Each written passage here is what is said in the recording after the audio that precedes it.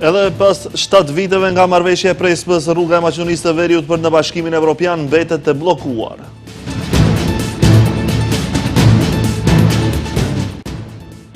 Stojan Angelov thot se Vleni u favorizua duke lënë ligjin e branitellave pas zgjedhjeve lokale. Len thekson se Angelov nuk është faktor serioz. Vazhdon procesi i regjistrimit në shkollat e mesme. Këtë vit risi është aplikimi online.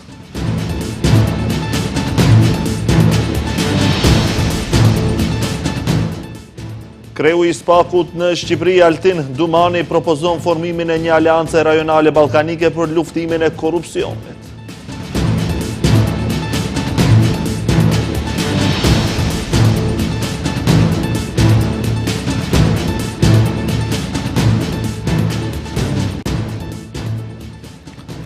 Përshëndetje, shikues të nderuar të televizionit Shenja, jemi me lajmet. Rruga e Maqedonisë së Veriut për në Bashkimin Evropian mbetet e bllokuar edhe pas 7 viteve të nënshkrimit të marrëveshjes së Prespës, ku ndryshua emri kushtetues i vendit. Kur u duk se gjithçka përfundoi dhe lindi një shpresë e re për vendin, u shfaq Bullgaria Fqinje, e cila edhe ajo e Maqedonisë së Veriut i vendosi kusht për rrugën drejt BE-s.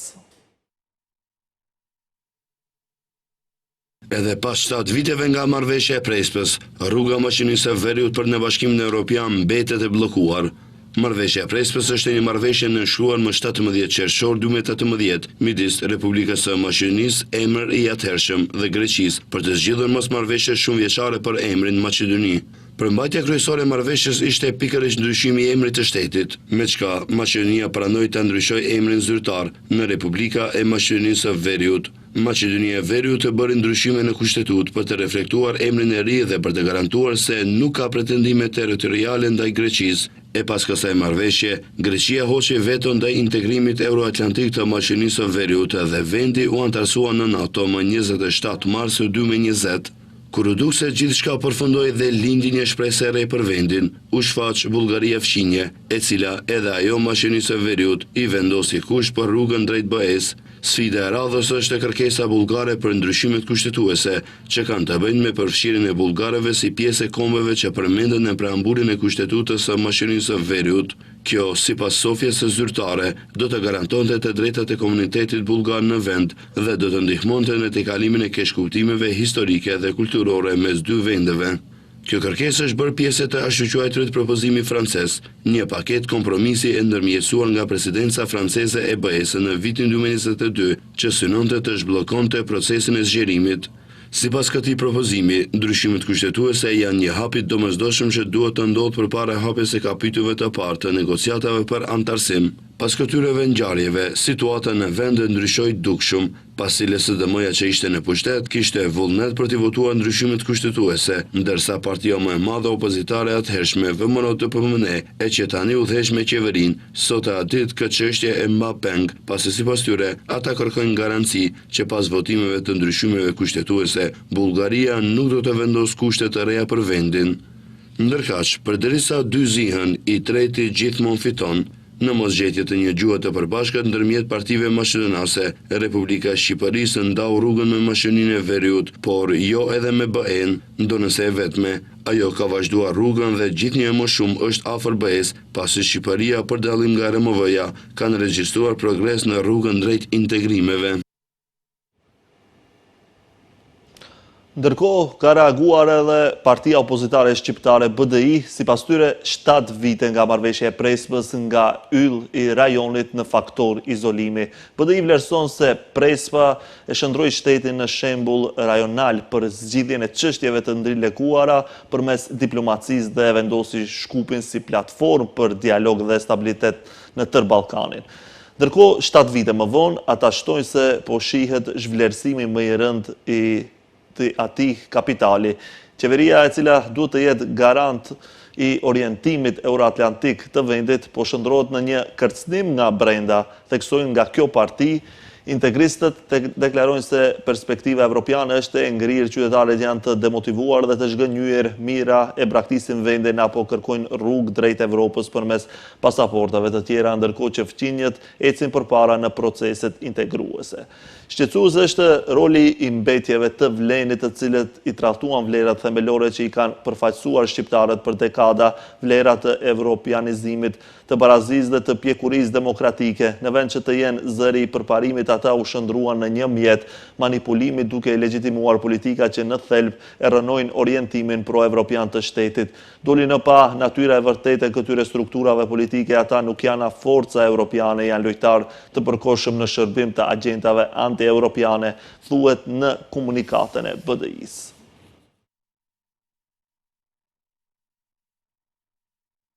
Presidenti bulgar deklaroi dje se vendi i tij nuk do të vendosë kushte tjera për Maqedoninë e Veriut në rrugën e integrimit evropian. Këtë deklarate ka komentuar kryeministri Hristijan Mickoski, i cili deklaroi se ky përkushtim deklarativ i drejtuesve bulgar mund të vërtetohet nëse Sofia me 24 qershori tërheq amandamentet në Parlamentin Evropian. Kryeministri Hristijan Mickoski prej që pala bulgare atë që thot ta vërtetoj më 24 qershor me tërheqjen e amendamenteve në Parlamentin Evropian.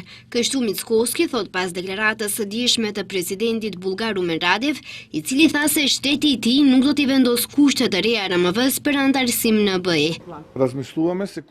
Vin shumë porosi të ndryshme nga Sofia zyrtare. Të parët tonë kanë thënë, më pak dëgjoj çfarë flasin dhe më shumë shi se çfarë bëjnë. Ka një mundësi që të vërtetojnë këtë që e flasin. Më 24 qershor në Komisionin për Punë të Jashtme, pranë Parlamentit Evropian gjendet raporti të cilin pret që antarët bullgar të këtij komisioni të tërheqin amandamentet me të cilat kërkojnë që maqedonishtja, identiteti dhe gjuha shumë dekallshe të definohet me fjalën të tashëm ose present, edhe në kornizat e asaj fryme të miratohet raporti. Mickoski po ashtu shprehu pritshmëri që Sofia të pranojë takim në kornizat të mbledhjes së NATO-s në Hag dhe të bisedojë për korridorin 8 në mënyrë që ata këtë projekt ta vendosin në listën e prioriteteve.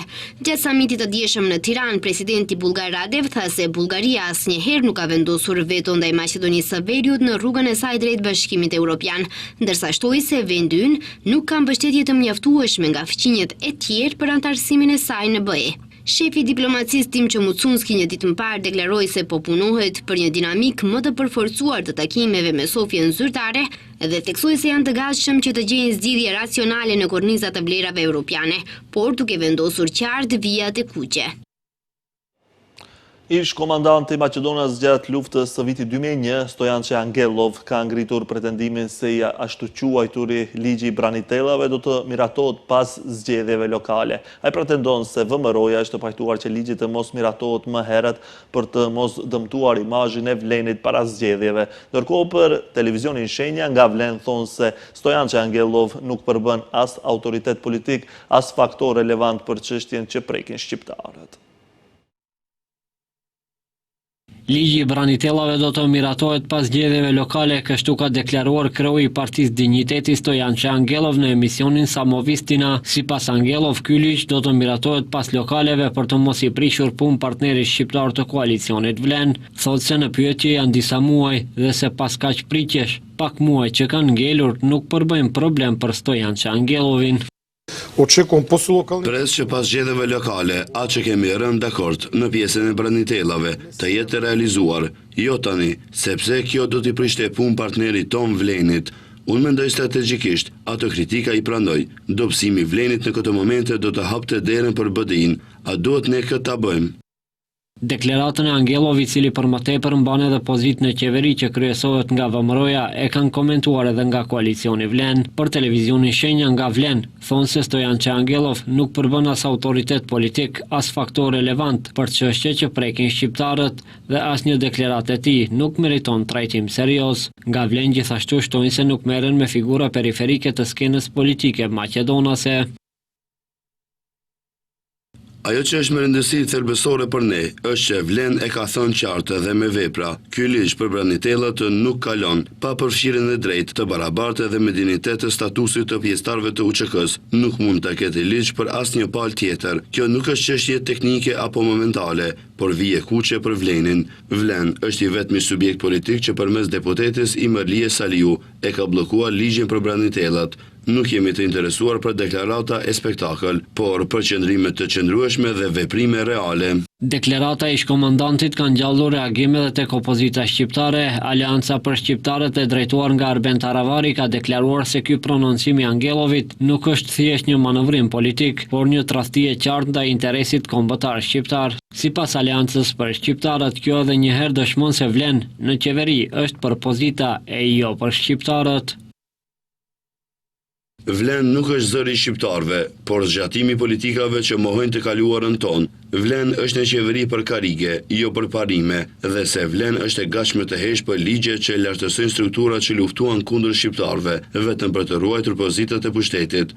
Aleanca për shqiptarët e ka parë me kohë këtë realitet të hidhur për shqiptarët, dhe për këtë arsye ka braktisur këtë qeveri të pabarazisë dhe diskriminimit etnik, ku shqiptarët shihen si dekor dhe jo si partner të barabartë. Debati për branitellat nuk është moment i ri politik. Debati ashpër mbi këtë temë u realizua në Kuvent në Komisionin për Politikë Sociale me muaj të tërë. Të bashkuar për të mos lejuar miratimin e këtij propozim ligji ishin të gjitha partitë politike shqiptare. Koalicioni Vlen ka lëshuar një komunikat ku përmendet punësimi masiv në periudhën e fundit të shqiptarëve në të gjitha sektorët, veçanërisht në atë të energjetikës.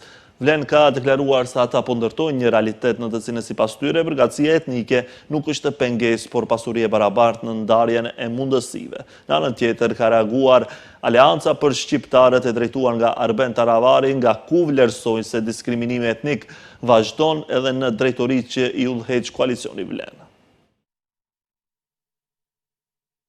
Punësimi i shqiptarëve në sektorin publik ka përplasur përsëri partitë politike shqiptare. Koalicioni Vlen, që është pjesë e qeverisë, është lavdëruar me punësimin masiv në periudhën e fundit të shqiptarëve në të gjitha sektorët, veçanërisht në ato të energjetikës. Vlen ka deklaruar se ata po ndërtojnë një realitet të ri, realitet në të cilin sipas tyre përkatësia etnike nuk është pengesë, por pasuri e barabartë në ndarjen e mundësive.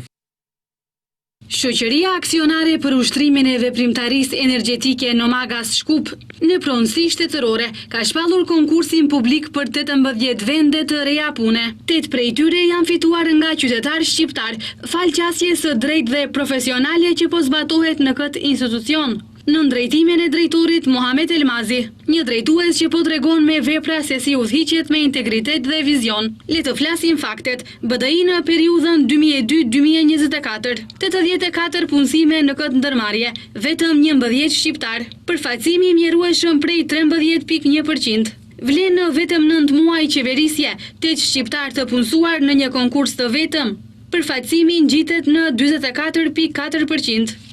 Për punësimin e shqiptarëve ka reaguar edhe Aleanca për shqiptarët e drejtuar nga Arben Taravari, nga ku vlerësojnë se diskriminimi etnik vazhdon edhe në drejtoritë që i drejton e i udhëheq koalicioni Vlen. Nga Aleanca për shqiptarët thonë se pavarësisht përpjekjeve për të krijuar iluzionin e barazisë dhe përfaqësimit të dhënat konkrete, zbulojnë të vërtetën e hidhur për qeverisjen e Vlenit. Vlen mashtron publikisht duke pretenduar se ka arritur përfaqësim 44.4%. Në të vërtetë ka dështuar të korrigjojë padrejtësinë shumëvjeçare dhe diskriminimin etnik në këtë ndërmarrje shtetërore, edhe pse kishte mundësinë dhe kompetencën ta bënte. Ky është realiteti, edhe aty ku Vlen është në krye, nuk guxon të sfidojë strukturat e vërteta të pushtetit. Pasi kufi të veprimit i ka të përcaktuar nga patronat e tyre politik Ristian Mickoski dhe Stojan Angelov. Vlen nuk është qeveri e shqiptarëve, por është vegël në duart e politikave që i shohin shqiptarët si numra për vota dhe jo si qytetarë me të drejta të barabarta. Kjo nuk është hera e parë që partitë politike shqiptare përplasen për përfaqësimin e drejtë, për më tepër për të hequr këtë problematik. Qeveria ka paralajmëruar edhe ligjin për përfaqësim të drejtë, i cili vazhdon edhe më tutje të mos sheh dritë të mbetet zyrtarëve të qeverisë. Për punësimin dhe diskriminimin e shqiptarëve ka reaguar më herët edhe Bashkimi Demokratik për Integrim. Autoritetet njoftojnë se janë duke ndjekur me kujdes mundësinë për rritjen e çmimeve. Kryeministri Hristijan Mickoski deklaroi se po e monitorojnë sjelljen e tregtarëve, prodhuesve, distributorëve dhe rrjeteve të shitjes me pakicë. Kryeministri Hristijan Mickoski ka njoftuar se së shpejti do të sjellin masa konkrete lidhur me çmimet e produkteve ushqimore. Mickoski tha se situata po monitorohet me kujdes dhe se janë duke ju qasur seriozisht zgjidhjes së këtij problemi. Jemi duke u konsultuar me ekspertët, po e monitorojmë sjelljen e tregtarëve, prodhuesve, distributorëve dhe rrjeteve të shitjes me pakicë, kështu që ky është një proces serioz që kërkon ndërhyrje serioze dhe mendoj se shumë shpejt do të dalim me një zgjidhje të propozuar. Ndërkaq Ministri i Ekonomisë dhe Punës Besar Durmishi ditë më parë tha se nuk është vërejtur rritje drastike e çmimeve të produkteve ushqimore bas dhe theksoi se inspektorët e tregut janë duke përcjellur situatën në të gjithë zinxhirin, nga prodhimi deri tek shitja me pakicë. Nga ana tjetër, qytetarët vazhdimisht janë ankuar për çmime të larta të produkteve ushqimore. Ndryshe dhe raporti i fundit i entit shtetëror të statistikave i publikuar javën e kaluar tregoi se kostoja e jetesës në muajin maj në krahasim me muajin prill ishte rritur për 1.5%. Sipas tyre, kjo rritje është shkaktuar kryesisht nga rritja e çmimeve të ushqimeve dhe pijeve jo alkoolike, të cilat shënuan rritje për 4.1%. Këtë vit regjistrimi i nxënësve në shkollat e mesme bëhet me risi. Për të regjistruar nuk ka nevojë më të përgatiten dokumente dhe të shkohet personalisht në vendet e regjistrimit. Aplikimi tashmë po bëhet vetëm online. Regjistrimi online po vlerësohet më i përshtatshëm krahasuar me atë formal, pasi që sipas tij është një formulë më e qartë, sepse më njëherë pas aplikimit bëhet selektimi i nxënësve në qoftë se janë të pranuar ose jo.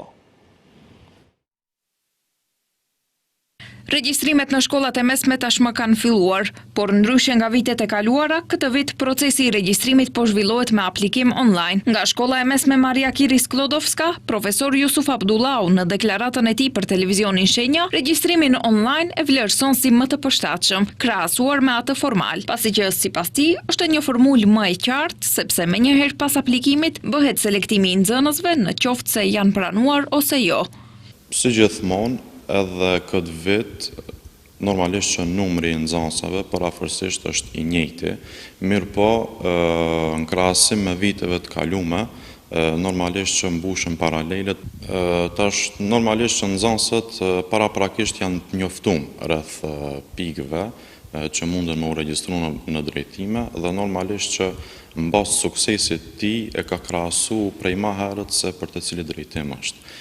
Normalisht që paralelet për laborant medicinal, teknik të optikës së syve dhe laborant kimik mbushen nga ana e nxënësve aplikimet për arsye se vetëm më janë të inkuadruar apo rreth atyre drejtimeve. Ndërkaq, edhe drejtori i shkollës së mesme Cfet Andimov, Gani Aslani, regjistrimin online e vlerëson si të përshtatshëm në përjashtim të disa vështirësive të vogla. Ai thekson se kanë formuar një ekip të veçantë posaçërisht për të qenë në ndihmë të atyre që hasin vështirësi ndaj qasjes së programit. Ai thekson se si shkollë mesme ofron një larmishmëri të drejtimeve, nga ku theksoi edhe marketingun si një nga drejtimet më të reja që kanë vënë në funksion që nga viti i kaluar.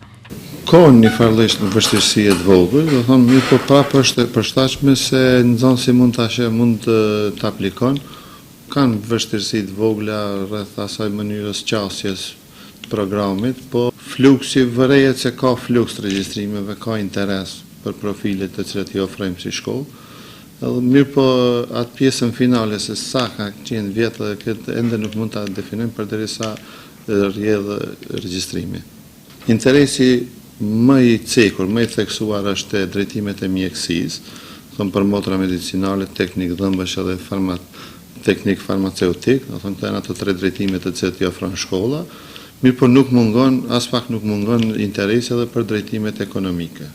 Ndërkaq, Aslani theksoi se testet pranuese formulohen për të bërë rangimin nxënësve të cilët janë me mesatare të njëjtë prej 75 pikëve, vetëm në rastet që ka fluks të madh të aplikimeve, nga ku arrin që të kalojë numri i kuotës. Ndarja e regjistrimeve bëhet në bazë të konkursit i cili është i shpallur nga ana e Ministrisë së Arsimit, në bazë të kuotave të cilat janë vendosur, nga ku minimalja për drejtimet e mjekësisë është 70 pikë, 60 pikë për drejtimet ekonomike dhe mbi 30 pikë duhet të kenë për referent shitës, nga ku si rrjedhoj e pikëve bëhet vlerësimi në qoftë se nxënësi ka të drejtë regjistrimi ose jo.